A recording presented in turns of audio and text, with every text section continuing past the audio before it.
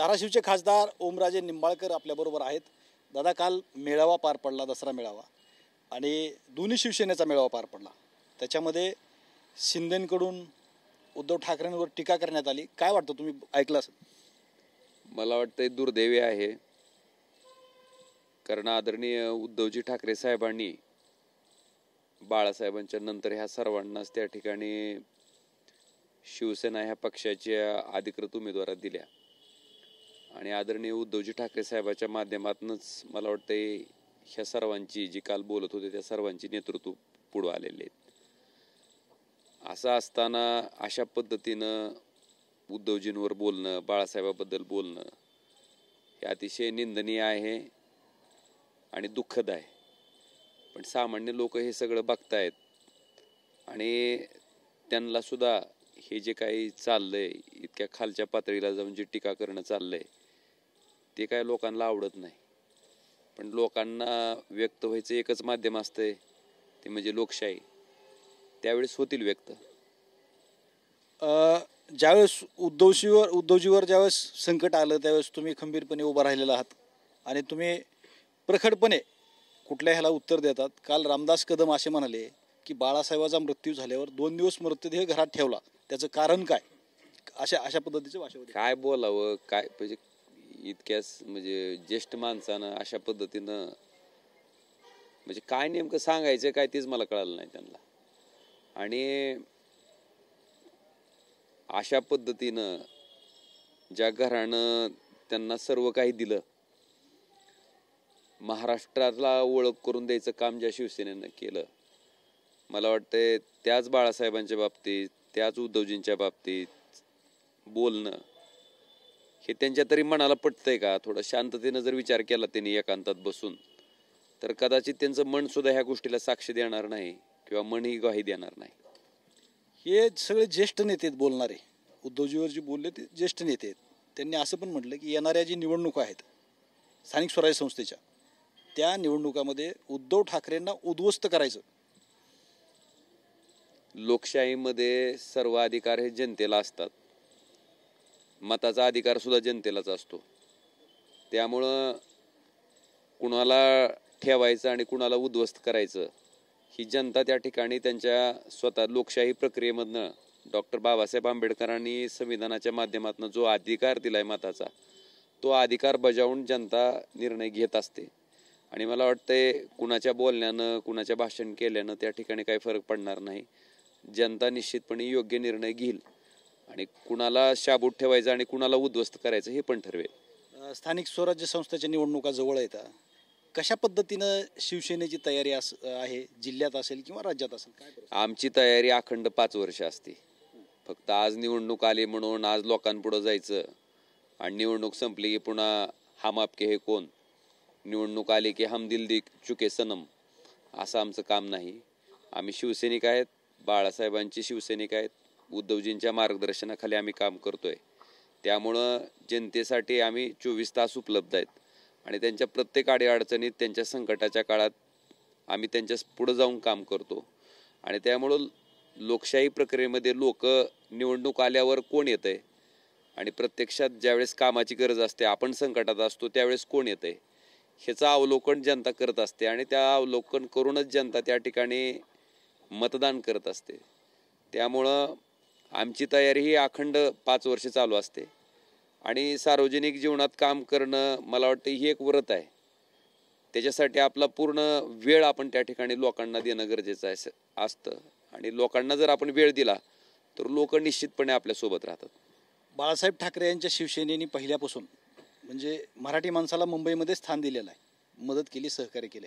आता काल एकनाथ शिंदे असं म्हणाले की उद्धव ठाकरे यांच्या शिवसेनेमुळे मराठी माणूस बाहेर चाललाय मुंबई.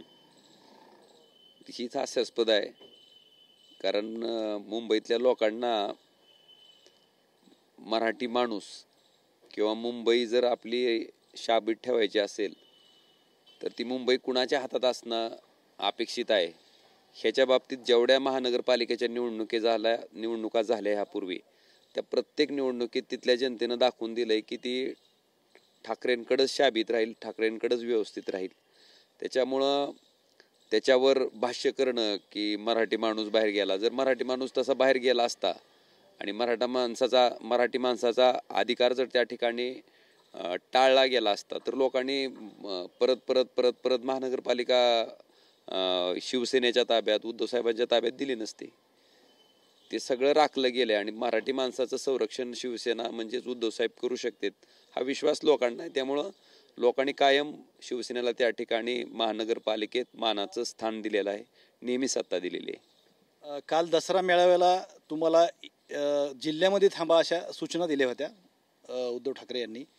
तर काय परिस्थिती एकंदरीत, मदत भेटली का पूरग्रस्तांना, काय आढावा घेतलाय का?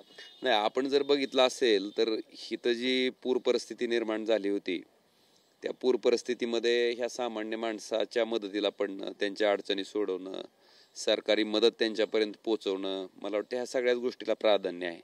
त्यामुळं स्वतः उद्धवजींनी त्या ठिकाणी सांगितलं होतं की बाबा तुमच्याकडं अभूतपूर्व अशी पूर परिस्थिती आहे, त्यामुळं तुम्ही इथंच थांबा आणि लोकांना जे काही मदत करता येईल ती मदत तुम्ही करत राहा.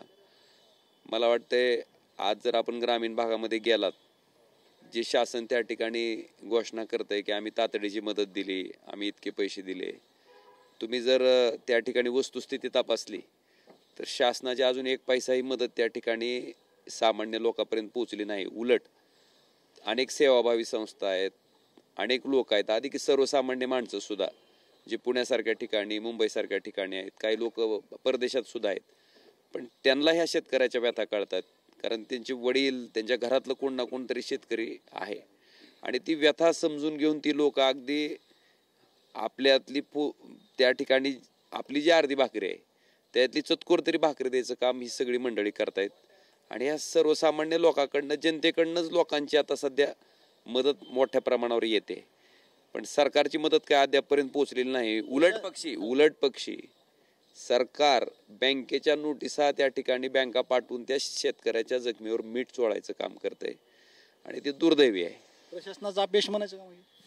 काय म्हणायचं दुसरं? मला वाटतंय अशा प्रतिकूल परिस्थितीमध्ये जी लोक अंगाच्या कपड्यांनीशी त्या ठिकाणी घराच्या बाहेर पडलीत, ज्यांना प्यायला पाणी नाही, खायला अन्न नाही, शेती उद्ध्वस्त झाली आहे, शेतातलं पीक उद्ध्वस्त झालंय, उद्याचं प्रत्येक आर्थिक नियोजन कसं करायचं ही भ्रांत त्या शेतकऱ्याला पडलेली आहे.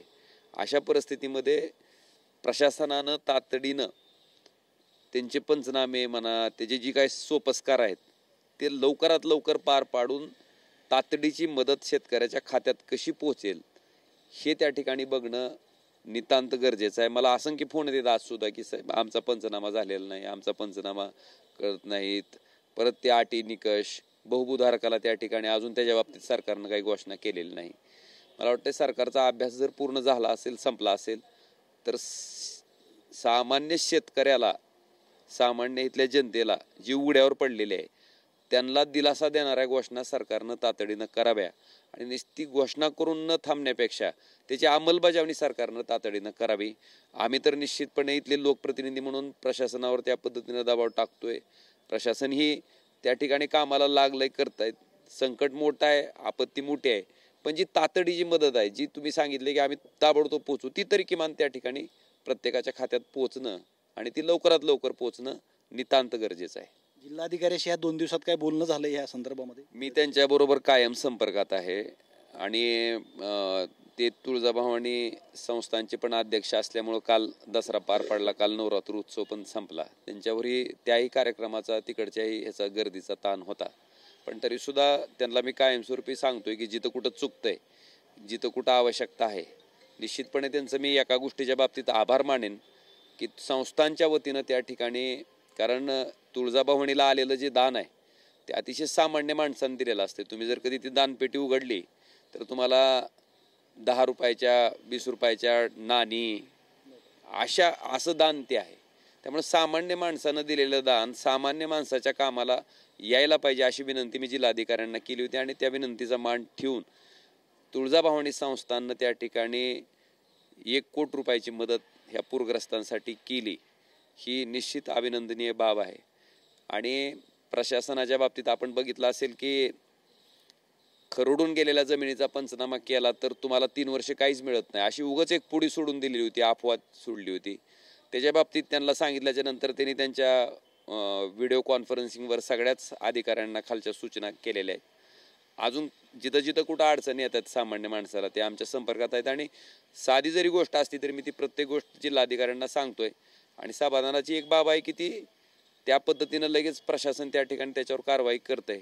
पण अजून थोडंच प्रशासनानं सुद्धा गती वाढवणं गरजेचं आहे. आणि गती वाढवून ताबडतोब हे सरकारी सोपस्कार पार पाडून लोकांना मदत कशी पोहोचेल ह्याच्यासाठी अगदी युद्ध पातळीवर प्रयत्न करण्याची आवश्यकता आहे. कॅमेरामॅन विकीसह मी श्रीराम क्षीरसागर, TV9 मराठी, धाराशिव.